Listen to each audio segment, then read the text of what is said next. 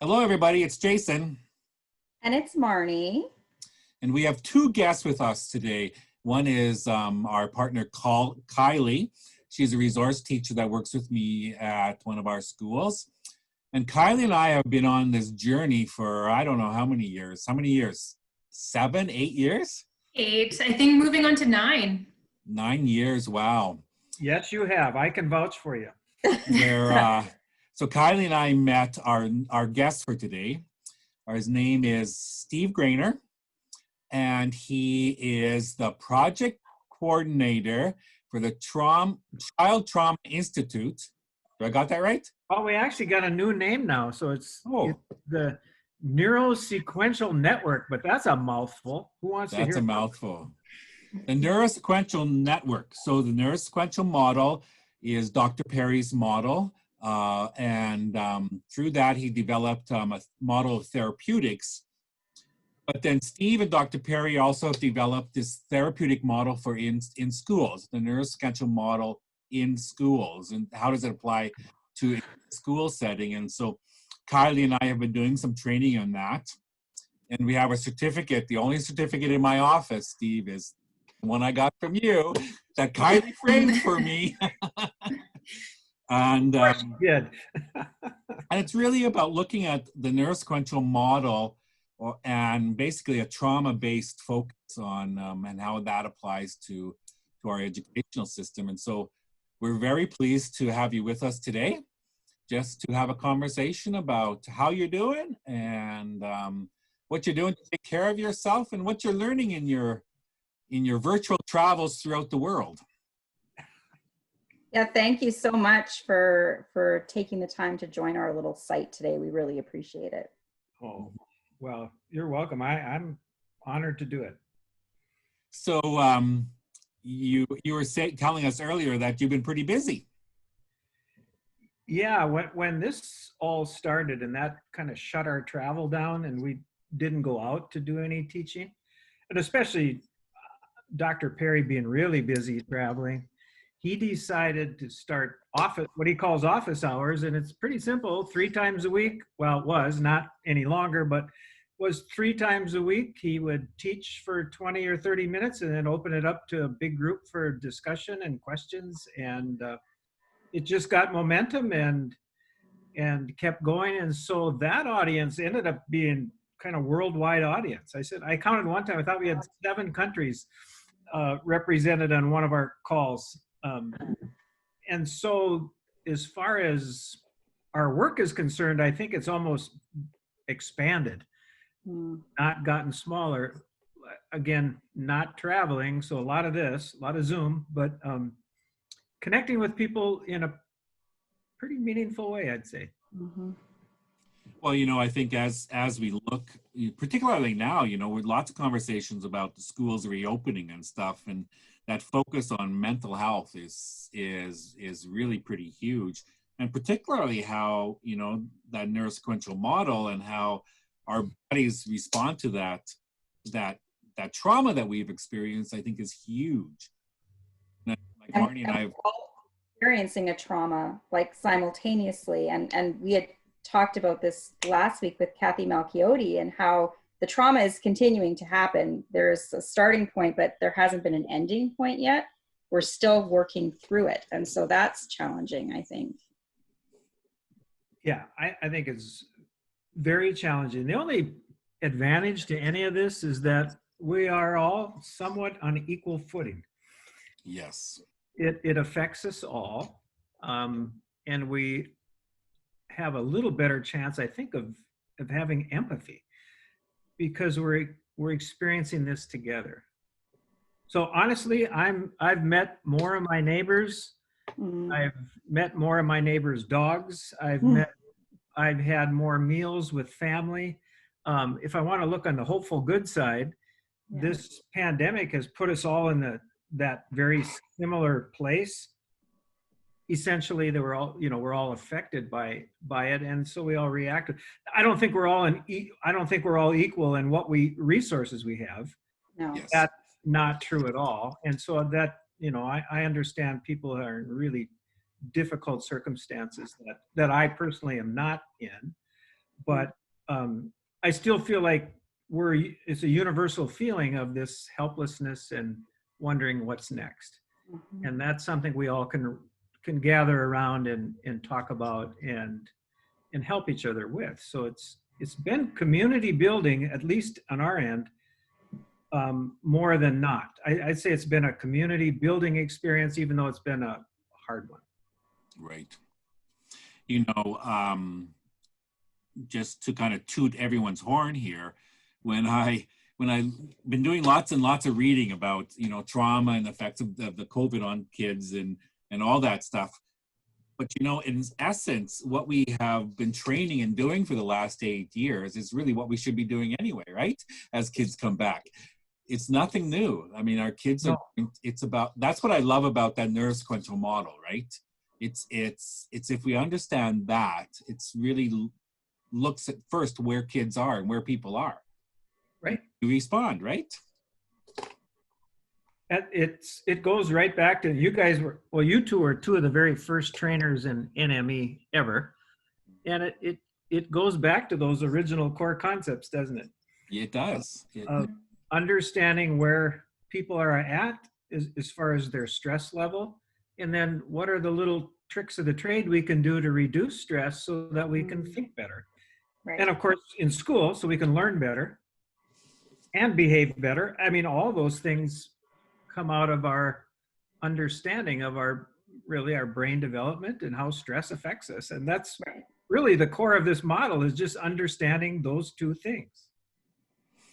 Yeah. For sure. We're really going to have to ease into the academics slowly, just build those relationships again, and really think about those slow attuned movements, those rhythmic movements, and how to get their brains ready for learning before we start pushing that when everyone comes back. But I'm glad you mentioned that, because when I look at my Saskatchewan friends, I'm reminded of living in Minot, North Dakota, teaching and going through a flood where our school is destroyed and, you know, all these things happen. And we had all summer to prepare. And Kylie, we did exactly what you said. We had a very soft start, not zero academics, because I think that would be too unnerving to kids. We had academics, but we really cut no homework, basically. We really cut down the amount of work we expected to start with.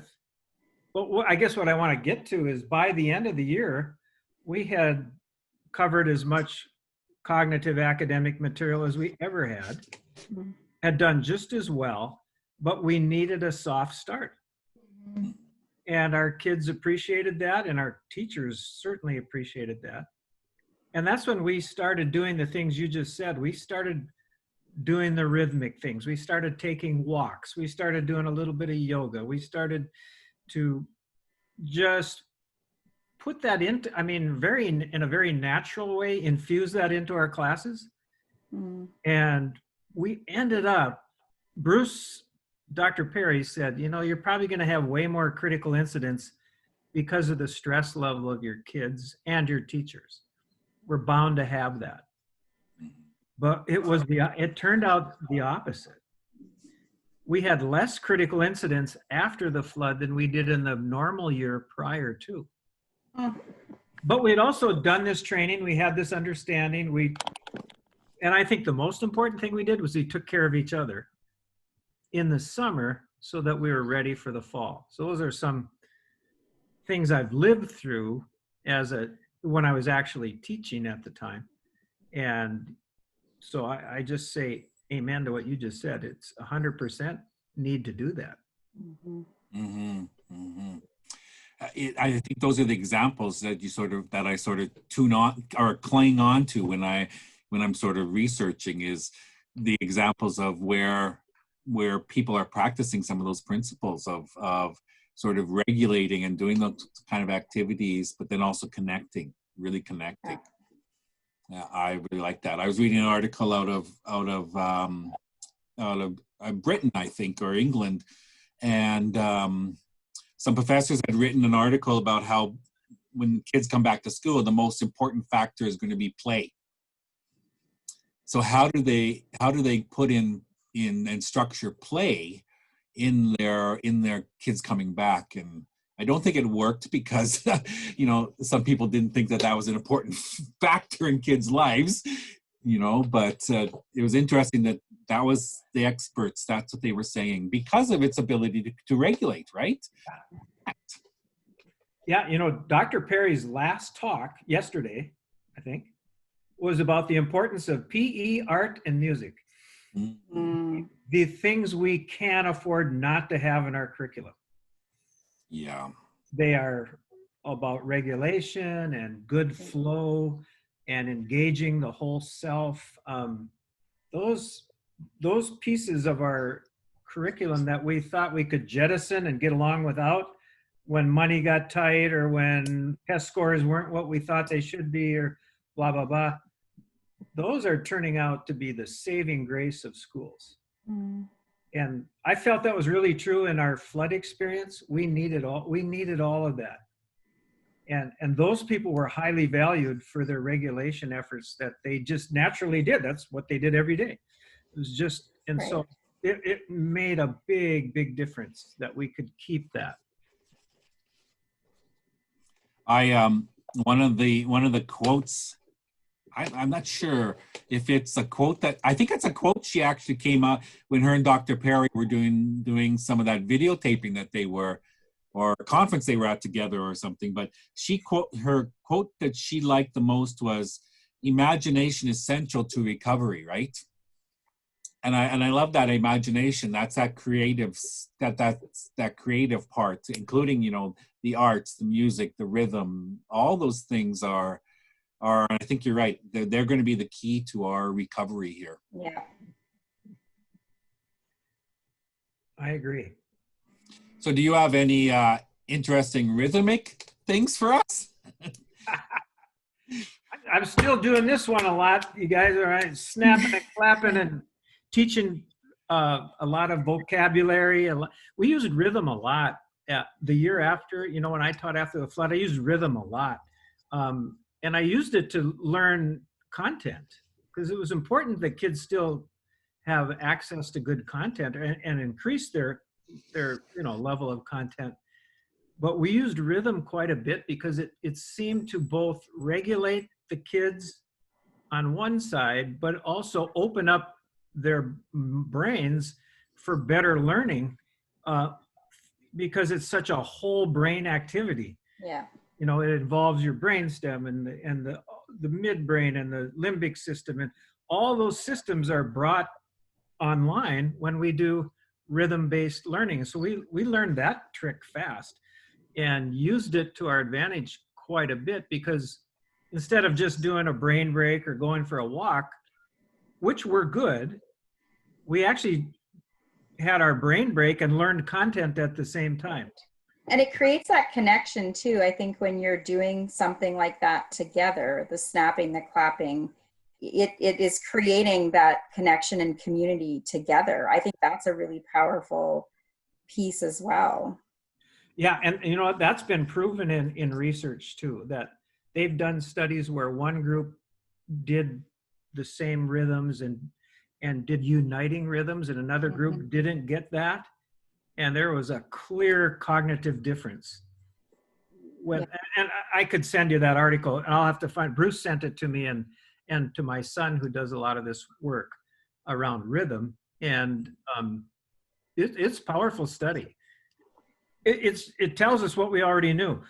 I think isn't that the neurosequential model too sometimes? It is. It gives you the science behind what you already knew.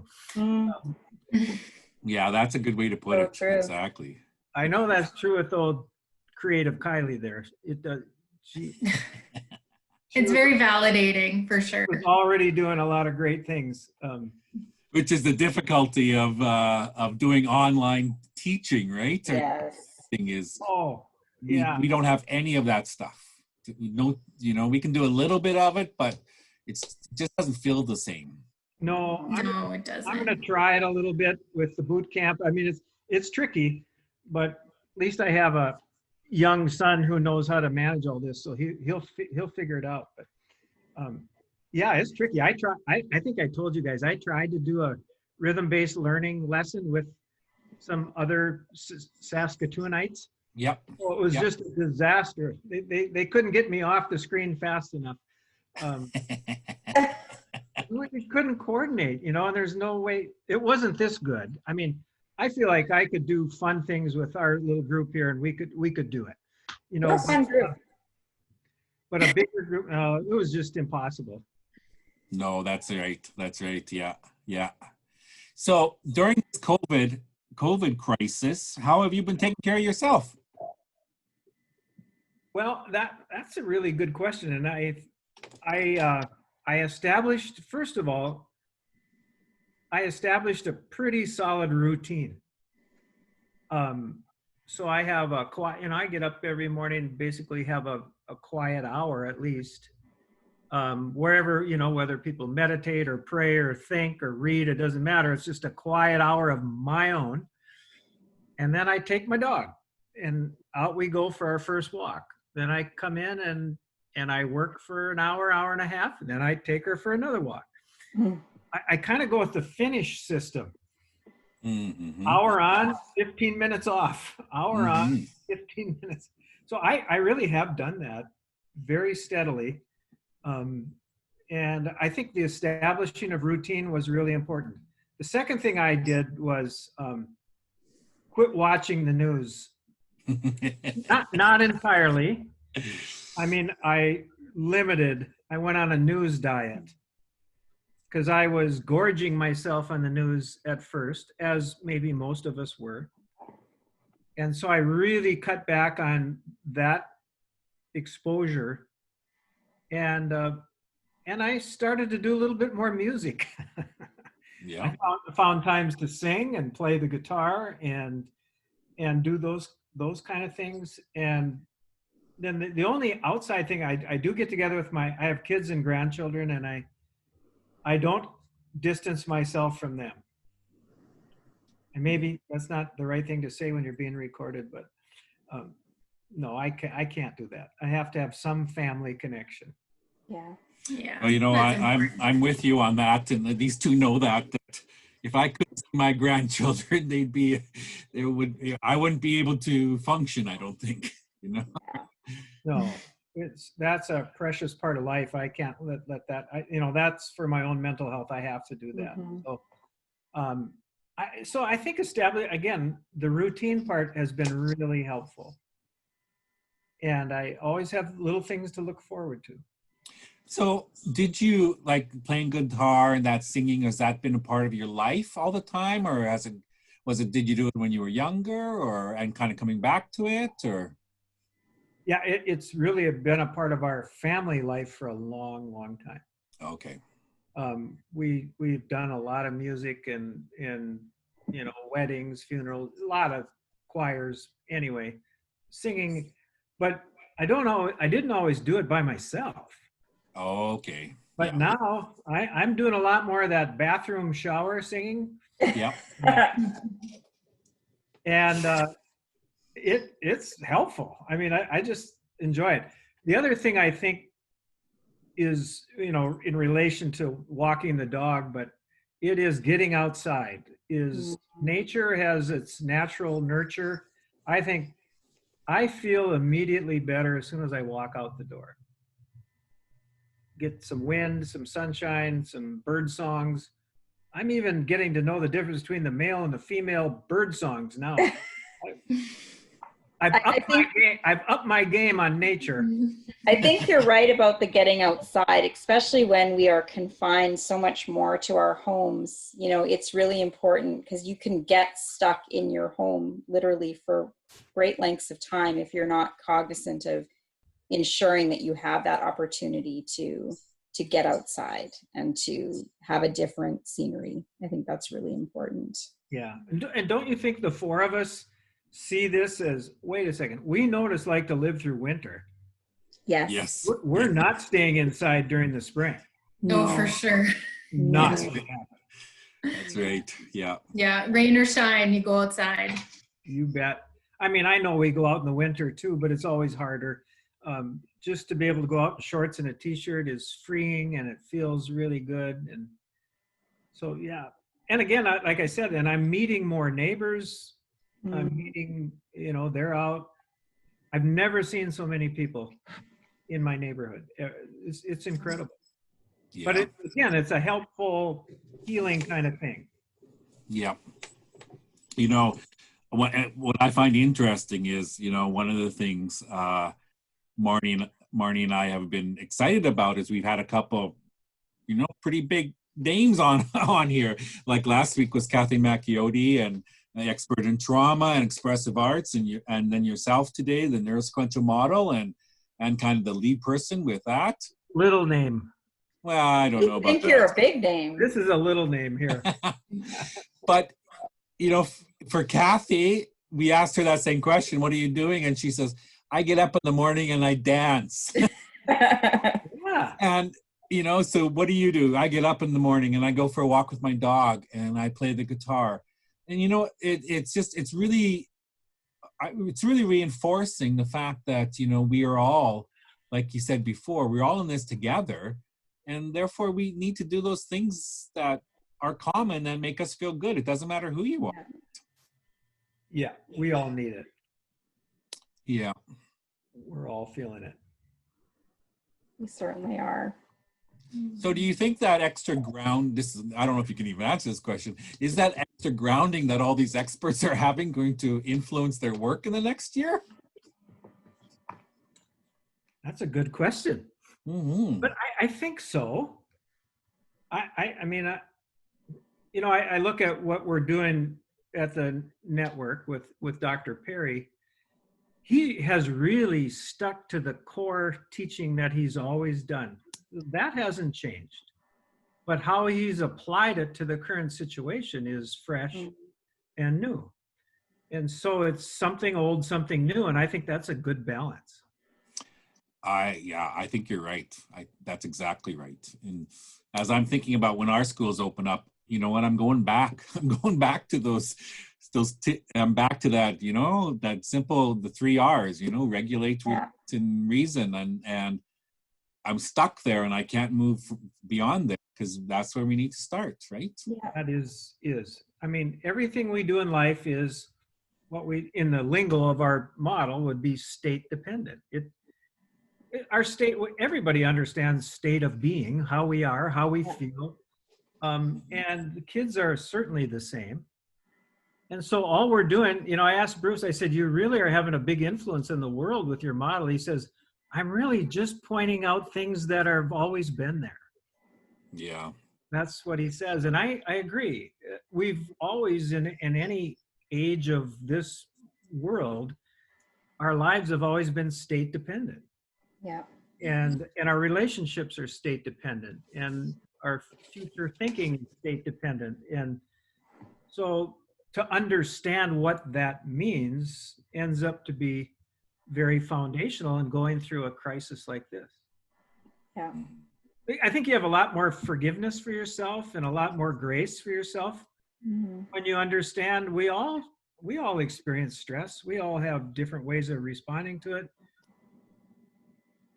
No one gets out of it. Right.